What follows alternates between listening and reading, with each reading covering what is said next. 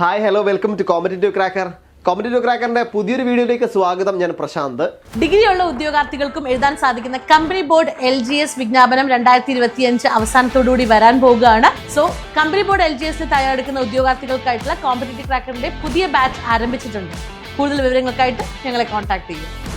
നമുക്കറിയാം, നമ്മുടെ തിരുവിതാംകൂർ ദേവസ്വം ബോർഡിന് നോട്ടിഫിക്കേഷൻ വന്നിട്ടുണ്ട്. അതേപോലെ തന്നെ അതിന്റെ വ്യക്തമായ രീതിയിൽ ഈക്വലൻസിയുടെ കാര്യങ്ങളും വന്നിട്ടുണ്ട്, നമ്മളെ സൈറ്റിൽ വന്നിട്ടുണ്ട്. അപ്പൊ ഇനി നമുക്ക് എന്തില്ല, സംശയങ്ങളില്ല. ഇനി പഠിക്കാൻ തുടങ്ങേണ്ട സമയമാണ്. സിലബസും നമുക്കറിയാം. സോ എന്തായാലും സ്പെഷ്യൽ ടോപ്പിക് ഉണ്ടാവുന്നുള്ള കാര്യം നമുക്ക് ഉറപ്പാണ്.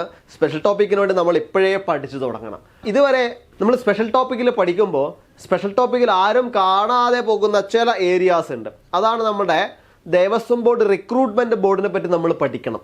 എന്താണ് ദേവസ്വം ബോർഡ് റിക്രൂട്ട്മെന്റ് ബോർഡ്, അതുമായി ബന്ധപ്പെട്ട കാര്യങ്ങൾ എന്താണെന്നുള്ള കാര്യം നമ്മൾ എന്ത് ചെയ്യണം, നന്നായിട്ടൊന്ന് പഠിക്കണം. അപ്പൊ നമുക്ക് ഇന്ന് എന്ത് ചെയ്യാം, ദേവസ്വം ബോർഡ് റിക്രൂട്ട്മെന്റ് ബോർഡ് എന്താണെന്നുള്ളത് നമുക്കൊന്ന് പഠിക്കാം. ഓക്കെ, നോക്കാം. ദേവസ്വം ബോർഡ് റിക്രൂട്ട്മെന്റ് ബോർഡ് എന്താണ്? ദേവസ്വം ബോർഡ് റിക്രൂട്ട്മെന്റ് ബോർഡിന്റെ പ്രധാനപ്പെട്ട കാര്യങ്ങൾ നോക്കൂ. കേരളത്തിലെ ക്ഷേത്രങ്ങളുടെ സ്ഥിതി എന്ന് പറയുമ്പോൾ കേരളത്തിലുടനീളം 15,000-ലധികം ക്ഷേത്രങ്ങളാണുള്ളത്, അല്ലെ? 15,000-ലധികം ക്ഷേത്രങ്ങളാണുള്ളത്. അത് രണ്ട് തരത്തിലുള്ള നിയന്ത്രണമാണ് പ്രധാനമായിട്ടും. ഒന്ന്, സർക്കാർ നിയന്ത്രിതമായുള്ള ക്ഷേത്രം എന്ന് വെച്ചാൽ ദേവസ്വം ബോർഡാണ് നിയന്ത്രിക്കുന്നത്. അതല്ലെങ്കിൽ സ്വകാര്യ ക്ഷേത്രങ്ങൾ എന്ന രീതിയിൽ, കുടുംബക്ഷേത്രങ്ങൾ, ട്രസ്റ്റുകൾ തുടങ്ങിയ രീതിയിലൊക്കെ. അപ്പൊ ഇത്തരത്തിലാണ് നമുക്ക് രണ്ട് രീതിയിൽ അതിനെ എന്ത് ചെയ്യാൻ പറ്റുക, തരംതിരിക്കാൻ വേണ്ടി പ്രധാനമായിട്ടും പറ്റുന്നത്, അല്ലെ? ഓക്കെ, ഇനി മറ്റുള്ള കാര്യങ്ങൾ നോക്കാം. ഇനി ദേവസ്വം ബോർഡുകളും നമ്മളെ ക്ഷേത്രങ്ങളുടെ എണ്ണവുമാണ് പറയുന്നത്.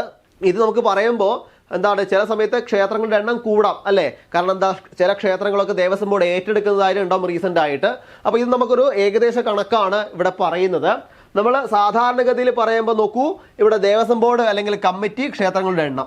ആദ്യം നോക്കാം, തിരുവിതാംകൂർ ദേവസ്വം ബോർഡാണ് നോക്കാം, അല്ലെ? TDB. തിരുവിതാംകൂർ ദേവസ്വം ബോർഡിന്റെ കീഴിൽ ഏതാണ്ട് 1248ഓളം ക്ഷേത്രങ്ങളുണ്ട്. ഇനി കൊച്ചിൻ ദേവസ്വം ബോർഡ് CDB, കൊച്ചിൻ ദേവസ്വം ബോർഡിന്റെ കീഴിൽ ഏതാണ്ട് 400 ക്ഷേത്രങ്ങളുണ്ട്. മലബാർ ദേവസ്വം ബോർഡാണ് അടുത്തത്. മലബാർ ദേവസ്വം ബോർഡിന്റെ കീഴിൽ ഏതാണ്ട് 1600ഓളം ക്ഷേത്രങ്ങളുണ്ട്. കൂടാതെ ഗുരുവായൂർ ദേവസ്വം മാനേജിംഗ് കമ്മിറ്റി, അല്ലെ? അതിന്റെ കീഴിൽ 10ഓളം ക്ഷേത്രങ്ങളാണ്. കൂടാതെ അടുത്തത് കൂടൽമാണിക്യം ദേവസ്വം മാനേജിംഗ് കമ്മിറ്റിയുടെ കീഴിൽ ഒരു ക്ഷേത്രമാണുള്ളത്. ഇതാണ് നമുക്ക് ഏകദേശമായൊരു കണക്ക് കേരളത്തിലെ ക്ഷേത്രങ്ങളെ പറ്റി നമുക്ക് എന്ത് ചെയ്യാൻ, അതായത് ദേവസ്വം ബോർഡിന്റെ കീഴിൽ, അല്ലെ? ദേവസ്വം ബോർഡിന്റെ കീഴിലുള്ള പ്രധാന ക്ഷേത്രങ്ങളെ പറ്റി നമുക്ക് പ്രധാനമായും മനസ്സിലാക്കാൻ വേണ്ടി പറ്റും, അല്ലെ? ഓക്കെ, നോക്കാം. ഇനി അടുത്തത്, എങ്ങനെയാണ് നിയമ പശ്ചാത്തലം, അതായത് എങ്ങനെയാണ് ദേവസ്വം ബോർഡ് വന്നിരിക്കുന്നത്, ദേവസ്വം ബോർഡ് വരാനുണ്ടായ കാരണങ്ങളും അതുമായി ബന്ധപ്പെട്ട കുറച്ചധികം, അല്ലെ, കാര്യങ്ങൾ നമുക്കറിയാം. നിയമപരമായിട്ട് കേസുകളും മറ്റു കാര്യങ്ങളൊക്കെ ഉണ്ടായിരുന്നു എന്നൊക്കെ നമുക്കറിയാം. നമുക്ക് നോക്കാം നിയമ പശ്ചാത്തലം എന്തായിരുന്നു നമ്മളുടെ ദേവസ്വം ബോർഡിന്റെ റിക്രൂട്ട്മെന്റ് ബോർഡ്. നോക്കൂ, 1950-ലാണ് Travancore Cochin Hindu religious institution act വന്നിരിക്കുന്നത്, അല്ലെ? ഈ ഡേറ്റ് ഒന്ന് മനസ്സിലാക്കിയോ. ഇപ്പോഴാണ് 1950. 1950-ലാണ് Travancore Cochin Hindu religious institution act വന്നിരിക്കുന്നത്. നോക്കാം, സർക്കാർ നിയന്ത്രിക്കുന്ന ക്ഷേത്രങ്ങളുടെ മാനേജ്മെന്റ് ആർക്കാണ്? സംസ്ഥാന സർക്കാരിനാണ്, അല്ലെ? സർക്കാർ നിയന്ത്രിക്കുന്ന ക്ഷേത്രങ്ങളുടെ മാനേജ്മെന്റ് സർക്കാരിനാണ്. കൂടാതെ സർക്കാർ നിയമിക്കുന്ന ദേവസ്വം ബോർഡുകളിൽ ഉദ്യോഗസ്ഥരും ക്ഷേത്ര നടത്തിപ്പ് നിയന്ത്രിക്കും. അഥവാ സർക്കാർ എന്താണ് നിയന്ത്രിക്കുന്ന ക്ഷേത്രങ്ങളിൽ സർക്കാർ നിയന്ത്രിക്കുന്ന ദേവസ്വം, അല്ലെ, സർക്കാർ നിയമിക്കുന്ന ഉദ്യോഗസ്ഥരായിരിക്കും അതിന്റെ നടത്തിപ്പും മറ്റു കാര്യങ്ങളൊക്കെ പ്രധാനമായിട്ടും നോക്കുന്നത്, അല്ലെ? ഓക്കെ, നോക്കാം. നോക്കൂ, പിന്നീട് തിരുവിതാംകൂർ ദേവസ്വം ബോർഡ് നിയമനങ്ങളെ സംബന്ധിച്ച് ഒരു കേസ് ഹൈക്കോടതിയിൽ എത്തുകയുണ്ടായി. അത് വളരെ ഇമ്പോർട്ടൻ്റ് ആയിരുന്നു. കാരണം ഇത്തരത്തിൽ ദേവസ്വം ബോർഡിലെ ആൾക്കാരെ, അതായത് ഉദ്യോഗാർത്ഥികളെയും അതേപോലെ ആൾക്കാരൊക്കെ എന്ത് ചെയ്ത് ജോലി കൊടുക്കുന്നതുമായിട്ട് ബന്ധപ്പെട്ടുള്ള ഒരു കേസ് തിരുവിതാംകൂർ ദേവസ്വം ബോർഡിനെതിരെ കോടതിയിൽ വന്നിട്ടുണ്ടായിരുന്നു. സോ അതുമായി ബന്ധപ്പെട്ട് 2007 ഹൈക്കോടതി ചീഫ് ജസ്റ്റിസ് VK ബാലി ഒരു 3-അംഗ ഉന്നത അധികാര സമിതി രൂപീകരിച്ചു. അപ്പോൾ വളരെ ഇമ്പോർട്ടൻ്റ് ആണ് എന്തൊക്കെയാണ് പോയിന്റ്. അപ്പോൾ അതാണ് ഓരോ പോയിന്റുകളാകെ പറഞ്ഞത്. 2007-ലാണ്.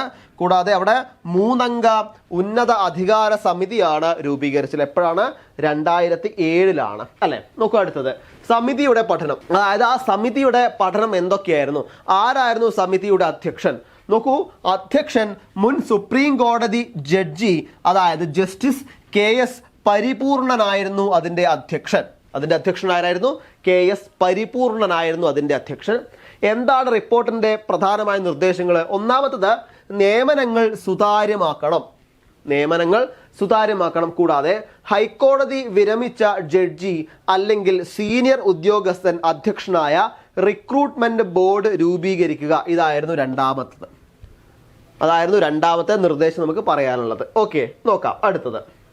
ഇനി 2014 സർക്കാർ ദേവസ്വം റിക്രൂട്ട്മെന്റ് ബോർഡ് ഓർഡിനൻസ് പുറപ്പെടുവിച്ചു. അതായത് KDRB രൂപീകരണവുമായി ബന്ധപ്പെട്ട് 2014 സർക്കാർ ദേവസ്വം റിക്രൂട്ട്മെന്റ് ബോർഡ് ഓർഡിനൻസ് പുറപ്പെടുവിക്കുന്നത്. ഇനി അതിലെങ്ങനെയാണ് നോക്കൂ, സാധാരണ ഇത്തരത്തിൽ ഒരു ദേവസ്വം ബോർഡ് റിക്രൂട്ട്മെന്റ് ബോർഡ് എന്ന് പറയുമ്പോൾ അതിന് ചെയർമാൻ ഉണ്ടാവും, അതേപോലെ അതുമായി ബന്ധപ്പെട്ട മെമ്പേഴ്സ് ഉണ്ടാവും അല്ലെ. ഇവിടെ ആദ്യമായിട്ട് നമ്മൾ രൂപീകരിച്ച സമയത്ത് ചെയർമാൻ കൂടാതെ 5 അംഗങ്ങളെയാണ് നിയമിച്ചത്. ചെയർമാൻ പ്ലസ് 5 അംഗങ്ങളെയായിരുന്നു നിയമിച്ചത്. എന്നാൽ 2015 ഓർഡിനൻസിൽ എന്തായി, ആ ഓർഡിനൻസ് മാറി ദേവസ്വം റിക്രൂട്ട്മെന്റ് ബോർഡ് ആക്ട് അവിടെ ആയി അല്ലെ.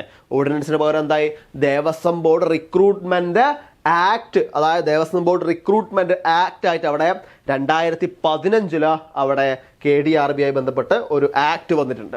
നോക്കാം. അതിനുശേഷം 2016 വീണ്ടും ഭേദഗതി വരുത്തി. 2016 വീണ്ടും ഭേദഗതി വരുത്തി. ആ ഭേദഗതി വരുത്തിയതനുസരിച്ച് അംഗസംഖ്യ 6 നിന്നും 3 കുറച്ചു. അംഗസംഖ്യ 6 നിന്നും 3 കുറച്ചു. കൂടാതെ പുതിയ ദേവസ്വം ബോർഡ് 2016 ഡിസംബർ 24 ചുമതലയേറ്റു അല്ലെ. അപ്പൊ പുതിയ, അതായത് KDRBയുടെ പുതിയ ബോർഡ് 2016 ഡിസംബർ 24 പുതിയ ബോർഡ് അവിടെ ചുമതലയെടുത്തു. അപ്പൊ ഇത്രയും കാര്യങ്ങൾ ടൈം മാനേജ്മെന്റ് പോലെ അല്ലെ അവിടെ. അതായത് ആദ്യത്തെ ആക്ട് മുതൽ പിന്നീട് 2000 വർഷം മുതൽ 2016 വർഷം വരെ നമ്മുടെ KDRBയുടെ രൂപീകരണവുമായി ബന്ധപ്പെട്ടുള്ള കാര്യങ്ങൾ നമ്മൾ എന്ത് ചെയ്യുക, ഒരു ടൈം ലൈന് പോലെ നമ്മൾ പഠിച്ചു വെക്കുക. എന്തൊക്കെയാണ് അവിടെ നടന്ന കാര്യങ്ങളൊക്കെ ടൈം ലൈൻ പോലെ പഠിച്ചു വെക്കുക. കൂടാതെ ആരൊക്കെയാണ്, ഉന്നത അധികാര സമിതി ആരായിരുന്നു, അദ്ദേഹത്തിന്റെ ചുമതല എന്തായിരുന്നു, അദ്ദേഹത്തിന്റെ പ്രധാനപ്പെട്ട നിർദ്ദേശങ്ങൾ എന്തായിരുന്നു തുടങ്ങിയ കാര്യങ്ങളൊക്കെ നിങ്ങൾ എന്ത് ചെയ്യുക, പ്രധാനമായിട്ട് പഠിച്ചു വെക്കുക. ഇതൊക്കെയായിരുന്നു ദേവസ്വം ബോർഡ് റിക്രൂട്ട്മെന്റ് ബോർഡിന്റെ നാൾ വഴികൾ എന്നുകൂടി നമ്മൾ മനസ്സിലാക്കി വെക്കാം. ഓക്കെ, പിന്നീട് KDRBയുടെ പ്രധാന ചുമതലകളെ പറ്റി നമുക്ക് നോക്കാം. ഒന്നാമത്തെ ചുമതല ക്ഷേത്ര നിയമനങ്ങളിൽ സുതാര്യത ഉറപ്പാക്കുക, അഴിമതി ഇല്ലാതാക്കുക, PSC മാതൃക പ്രകാരം പരീക്ഷകളും നിയമനങ്ങളും നടത്തുക. കൂടാതെ 4 പ്രധാന ദേവസ്വം ബോർഡുകളുടെ ജീവനക്കാരെ നിയമിക്കുക. ഇത്രയുമാണ് പ്രധാനപ്പെട്ട ചുമതലകൾ. ഇതിൽ പ്രധാനമായും നമ്മൾ നോക്കുന്ന PSC മോഡൽ എക്സാം ആണ്, 100 മാർക്കിന്റെ എക്സാം. അതിലെ ടോപ്പിക്കുകൾ നമുക്കറിയാം, ഒരുപാട് ടോപ്പിക്കുകൾ അടങ്ങിയിട്ടുണ്ട്. സ്പെഷ്യൽ ടോപ്പിക് അതിൽ പ്രധാനമായിട്ടുണ്ട് അല്ലെ. സ്പെഷ്യൽ ടോപ്പിക് അതിൽ പ്രധാനമായിട്ടുണ്ട്.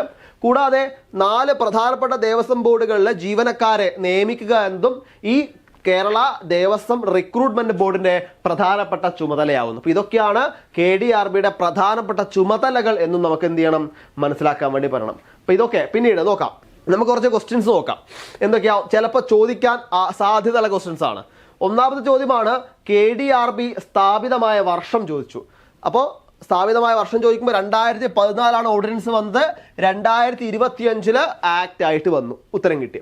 ഇനി 2016 ഭേദഗതിക്ക് ശേഷം അംഗസംഖ്യ എത്രയാന്നുള്ള ചോദ്യം അല്ലെ. അംഗസംഖ്യ എത്രയാണെന്ന് ചോദ്യം. നമുക്ക് എത്രയാണ്, 3 അംഗസംഖ്യ. പിന്നീടുള്ള ചോദ്യം ആദ്യ ചെയർമാനും അംഗങ്ങളും എത്ര പേര്. അങ്ങനെ അടങ്ങുമ്പോൾ ചെയർമാനും പിന്നെ 5 അംഗങ്ങളുമാണ്. ടോട്ടൽ 6 ആയിരുന്നു ആദ്യത്തെ അംഗസംഖ്യ എന്ന് നമുക്ക് പറയാൻ വേണ്ടി പറ്റും. ദെൻ KDRB ദേവസ്വം ബോർഡുകളുടെ എണ്ണം. അടുത്തത് KDRB നിയന്ത്രിക്കുന്ന ദേവസ്വം ബോർഡുകളുടെ എണ്ണമാണ്. എത്രയാണ്, 4+2 മാനേജിംഗ് കമ്മിറ്റികൾ. ടോട്ടൽ 6 ആണ് അവിടെയും ആൻസർ. പിന്നീട് ആദ്യത്തെ റിപ്പോർട്ട് നൽകിയ സമിതിയുടെ അധ്യക്ഷൻ ജസ്റ്റിസ് KS പരിപൂർണൻ. അപ്പൊ ഇങ്ങനെയൊക്കെയുള്ള ചോദ്യങ്ങൾ നമുക്ക് വരാൻ സാധ്യതയുണ്ട്. അതുകൊണ്ട് തന്നെ KDRBയുടെ നാൾ വഴികൾ നിങ്ങൾ എന്ത് ചെയ്യുക, കൃത്യമായി വ്യക്തമായിട്ട് പഠിക്കുക. ഓക്കെ, ദെൻ നമുക്കറിയാം നമ്മുടെ ദേവസ്വം ബോർഡിൽ എക്സാം അടുത്ത് തന്നെ ഉണ്ടാവും, നമുക്ക് പ്രതീക്ഷിക്കാം. അതുകൊണ്ട് തന്നെ വ്യക്തമായിട്ട് പഠിക്കുക. നമുക്കറിയാം നമ്മളെ നോട്ടിഫിക്കേഷൻ വന്ന സമയത്ത് ഒരുപാട് 4ഓളം ദേവസ്വം ബോർഡിലേക്കാണ് LD ആയിട്ടും LD അല്ലാതെയും ടീച്ചിങ് വേക്കൻസിയിലൊക്കെ അവിടെ എന്ത് ചോദിച്ചത്, ഒരുപാട് ഒഴിവുകൾ ചോദിച്ചത് നിങ്ങൾക്ക് അറിയാം. അപ്പോൾ നിങ്ങളുടെ വിദ്യാഭ്യാസ യോഗ്യതയ്ക്ക് അനുസരിച്ചുള്ള ജോലി ഉറപ്പാക്കുന്ന രീതിയിലുള്ള തസ്തികയിലേക്ക് നിങ്ങൾക്ക് അപേക്ഷിക്കാം. നമ്മൾ CCയിൽ ദേവസ്വം ബോർഡ് ജോലിക്കായിട്ട് കാത്തിരിക്കുന്ന ഉദ്യോഗാർത്ഥികളെ സഹായിക്കാനായിട്ട് നമ്മൾ ബാച്ച് സ്റ്റാർട്ട് ചെയ്തിട്ടുണ്ട്. അപ്പോൾ ഈ ബാച്ചിൽ നമ്മൾ ഒരുപാട് ഫീച്ചേഴ്സ് ആണ്, അതായത് ലൈവ് സെഷൻസ്, അതേപോലെ തന്നെ റെക്കോർഡഡ് ക്ലാസ്സുകൾ, സ്പെഷ്യൽ മെന്റർഷിപ്പ്, അതേപോലെ എക്സാമുകൾ, ഇങ്ങനെ ഒരുപാട് ഫീച്ചേഴ്സ് ആണ് നമ്മളെ ഈ ഒരു പുതിയ ബാച്ചിൽ നമ്മൾ ആഡ് ചെയ്തിരിക്കുന്നത്. അപ്പോൾ ഈ ഒരു നമ്മളെ പുതിയ ദേവസ്വം ബോർഡിന്റെ ലോങ് ബാച്ചിൽ നിങ്ങൾക്ക് ജോയിൻ ചെയ്യാം. ഇത്തരത്തില് പുതിയ ബാച്ചിൽ ജോയിൻ ചെയ്യാൻ വേണ്ടി നമ്മളെ താഴെ നമ്പർ കൊടുത്തിട്ടുണ്ട്, ആ നമ്പറിൽ നിങ്ങൾക്ക് കോൺടാക്ട് ചെയ്യാം. ഓക്കെ, അപ്പോൾ ഇതൊക്കെയാണ് നമുക്ക് പ്രധാനമായിട്ടും പറയാനുള്ളത്. അപ്പോൾ ഒരുമിച്ച് നമുക്ക് പഠിച്ചുകൊണ്ട് വരാനിരിക്കുന്ന ദേവസ്വം ബോർഡിൽ നമുക്ക് എക്സാം ഈസി ആയിട്ട് എഴുതി അടുത്ത വർഷം അല്ലെ, പുതുവർഷം വരാറായി, ആ പുതുവർഷത്തിൽ നമുക്ക് ദേവസ്വം ബോർഡിൽ ജോലിയുമായിട്ട് സന്തോഷത്തോടെ വരുന്ന പുതുവർഷം നമുക്ക് ആഘോഷിക്കാം. അപ്പം അതുകൊണ്ട് തന്നെ നമ്മൾ ഈ ഒരു ടോപ്പിക്കോടെ നിർത്തുകയാണ്. ഇനി വരുന്ന ദിവസം ഇതുമായിട്ട് ബന്ധപ്പെട്ട, അതായത് സ്പെഷ്യൽ ടോപ്പിക്കുമായിട്ട് ബന്ധപ്പെട്ട ഒരുപാട് കാര്യങ്ങൾ, ഒരുപാട് പ്രീവിയസ് ഇയർ ക്വസ്റ്റ്യൻസ് നമുക്ക് ഡിസ്കസ് ചെയ്യാം.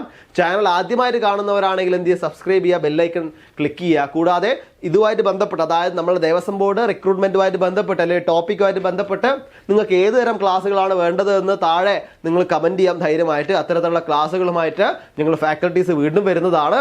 അപ്പോൾ ഇത്തവണ നിർത്തുന്നു. ബൈ. ഡിഗ്രിയുള്ള ഉദ്യോഗാർത്ഥികൾക്കും എഴുതാൻ സാധിക്കുന്ന കമ്പനി ബോർഡ് LGS വിജ്ഞാപനം 2025 അവസാനത്തോടുകൂടി വരാൻ പോകുകയാണ്. സോ കമ്പനി ബോർഡ് LGS തയ്യാറെടുക്കുന്ന ഉദ്യോഗാർത്ഥികൾക്കായിട്ടുള്ള കോമ്പറ്റീറ്റീവ് ക്രാക്കറിന്റെ പുതിയ ബാച്ച് ആരംഭിച്ചിട്ടുണ്ട്. കൂടുതൽ വിവരങ്ങൾക്കായിട്ട് ഞങ്ങളെ കോൺടാക്ട് ചെയ്യും.